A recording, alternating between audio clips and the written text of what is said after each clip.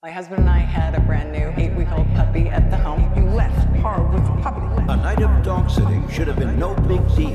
My husband and I started getting panic text messages from Amanda. Then trust turned to tragedy. When I looked down, there was just blood everywhere. And I tried to do like just compressions. I didn't really know what to do. You want her to pay you a whole bunch of money for the death of your puppy. This is Judge Judy.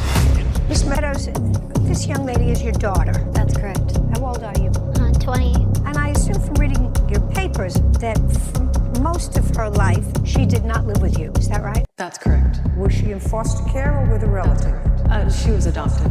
At what age? She was 9 days. At what age? When did you reconnect? After she turned 18, as it was a closed adoption, so that would have been December of 2017. And did she reach out to find you? Her adopted mother did originally. Originally in what year? In 2017. So yes, but her adopted mother reached out. Did you ask your adopted mother to reach out? Yes. Yes, she did it at your request. Yes, that's what I assumed. Okay. And then there came a time when you wanted to move, to relocate after you turned 18 to live closer to your mother. Yeah, she wanted me to, and I eventually decided that would be a good option. It wasn't my original intention to go to Utah. It wasn't Well, my original nobody at 18 has an original intention. The original intention of somebody who's 18 is wanting to be 19 and have a good time.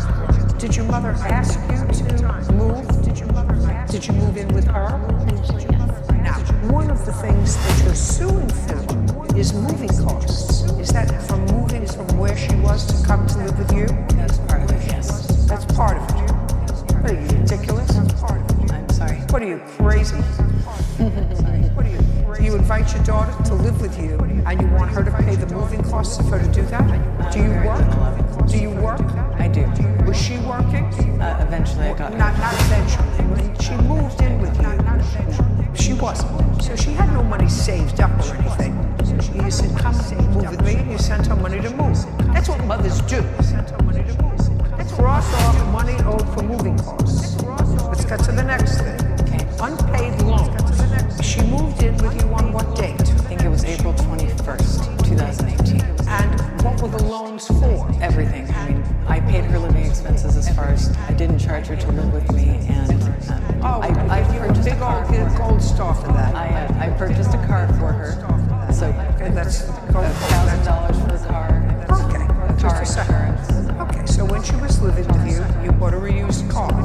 And she moved in with you on April 21st. In what month and year did you buy her this $1,000 car? In May. So the next month. Yes, Did she get a job she did. within that time? Yeah, it was around that time, yes. So she came to you, she was 18. She got a job, which is a lot more than most kids do. What kind of work were you doing? I worked at the hotel with her. I was a front desk agent. Great, so you worked at the same place your mother did. Terrific. Okay, now, listen to me. I don't care about your living expenses, what you paid for food, gas, electric, anything else. If you bought her a jacket, if you bought her pants, if you bought her underwear, I don't care. That's what parents do. You wanted to be her mother. I wanted to get her out of an abusive situation. I never intended to have her live with me.